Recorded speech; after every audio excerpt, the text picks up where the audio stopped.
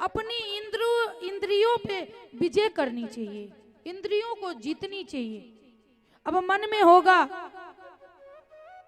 कि इंद्रियों कौन कौन है? इंद्रिय आंख, कान, नाक, त्वचा और जीव। अगर इस सब को हम अपने बस में कर लेंगे ना तो हम सब कुछ जीत लेंगे, जितेंद्रिय बन जाएंगे। क्योंकि कहते हैं कि संग को जीतनी चाहिए।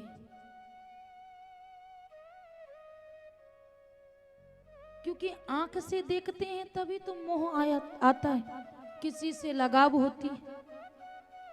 अगर उसको अपने बस में कर लेंगे तो ऐसा होगा? नहीं होगा। कहेंगे कैसे? अभी बरसात में जब लाइट जलेगी ना तो देखना बहुत सारी कीड़े आते हैं, फतिंगे, और उस लाइट को देखने के लिए उसके और आकर्षित होते हैं। और जब सुबह होती है तो नीचे फर्श पे पड़ा रहता है। क्यों? कि आज उसे देखने में अच्छा नहीं लगता तो आज फर्श पे नहीं होता। सांप जो है ना उसे सुनने की क्षमता है। जब कहीं बीन की आवाज बजती है तो वो कितनी गहराई में क्यों ना रहे बाहर आ जाता है और सपेरा पकड़ के दांत तोड़कर मुंह सी कर अपने पास में रख लेता है। अगर उसे सुनने की क्षमता नहीं होती, अगर कान उस कान को जीत लिया होता तो आज वो सपेरे के हाथ में नहीं होता। हाथी जो है ना उसे स्पर्श की क्षमता है, उसे अपनी हथनी से बहुत ही ज्यादा प्रेम होता है।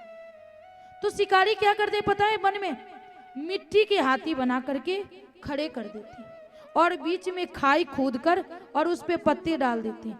जैसे हाथी देखता है कि हथनी वहां खड़ी है, बिना देखे दौड़ता है और जैसे ही दौड़ता है गिर जाता है और शिकारी पकड़ करके सर्कस में लेके जाता है। अगर स्पर्श की क्षमता को वो कंट्रोल करता तो आज ये दशा नहीं होती। मछली पे जिह्वा की शक्ति है, उसे खाने की बहुत शौकीन है।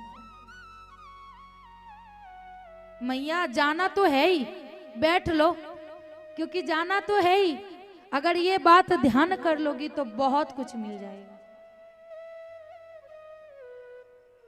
मछली को खाने की शौक है, वो देखता है अपने पड़ोसी को जाते हुए, बंसी डालते हैं, उसमें आटे का बोर लगा रहता है, पानी में जैसे ही डालते हो खाने की लोभ में फंस के ऊपर आ जाता है।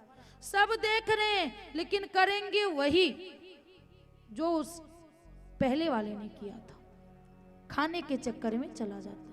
हिरन सूंघने के चक्कर में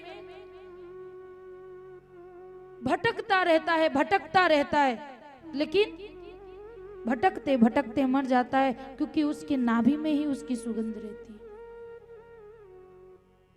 वो समझ ही नहीं पाता है। लेकिन ये एक एक चीज अगर उस जीव को नाश कर सकता है तो हम में तो वो पांचों है।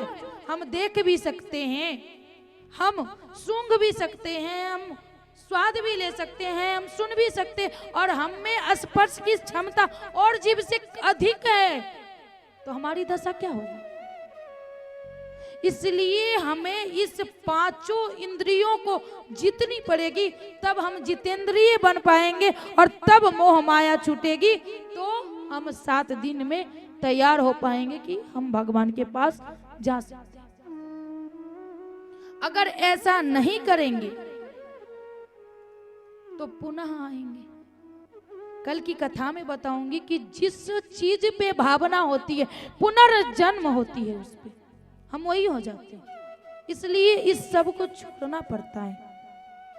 कहते हैं सुखदेव जी महाराज परीक्षित को कि परीक्षित, तुझे आसन को जीतना चाहिए, तुझे श्वास को जीतना चाहिए, तुझे संग को जीतना चाहिए, तुझे अपने इंद्रियों को जीतना चाहिए। अगर ये सब तू जीत लेगा तो सब कुछ मिलेगा।